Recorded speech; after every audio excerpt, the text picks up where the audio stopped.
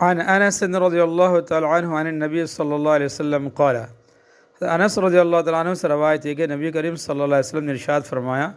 ما من عبد اتی اخاہ یزورہ فی اللہ، جو بندہ اپنے مسلمان بھائی سے اللہ تعالیٰ کی رضا کے خاطر ملاقات کے لیے آتا ہے، الا ناداہ ملک من السماء، تو آسمان سے ایک فرشتہ اس کو پکار کے کہتا ہے،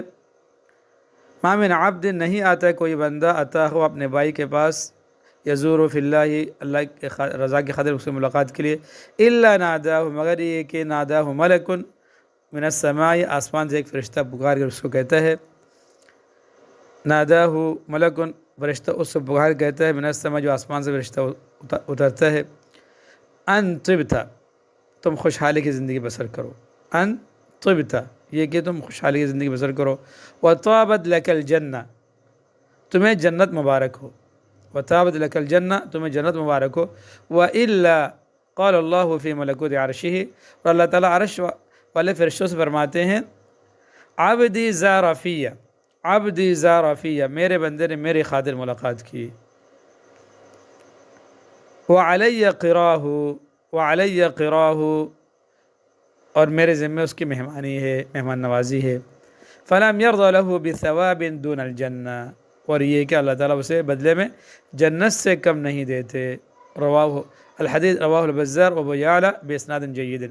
عن انس ان النبی صلی اللہ علیہ وسلم قال، ما من عبد اتى اخاه يزوره في الله الا ناداه ملك من السماء ان طبت وطابت لك الجنة، وإلا قال الله في ملكوت عرشه، عبدي زار في وعلي قراه فلم يرضى له بثواب دون الجنة، الحديث رواه البزار وابو يعلى بإسناد جيد. عن جابر بن عبد الله رضی اللہ تعالیٰ عنہ قال، جابر بن عبداللہ رضی اللہ تعالیٰ عنہ روایت کرتے ہیں کہ قال رسول اللہ صلی اللہ علیہ وسلم، رسول اللہ صلی اللہ علیہ وسلم نے ارشاد فرمایا، اذا حدث الرجل بالحدیث، اذا حدث الرجل بالحدیث، جب کوئی شخص اپنی کوئی بات کہے،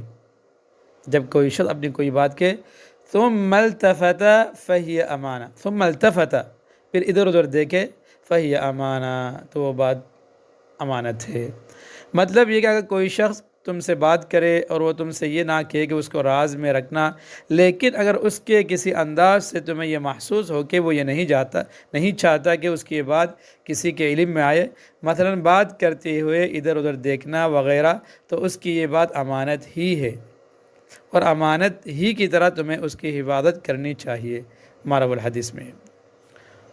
عن جابر بن عبد الله رضي الله تعالى عنه قال، قال رسول الله صلى الله عليه وسلم، إذا حدث الرجل بالحديث ثم التفت فهي أمانة، رواه أبو داود، باب في نقل الحديث۔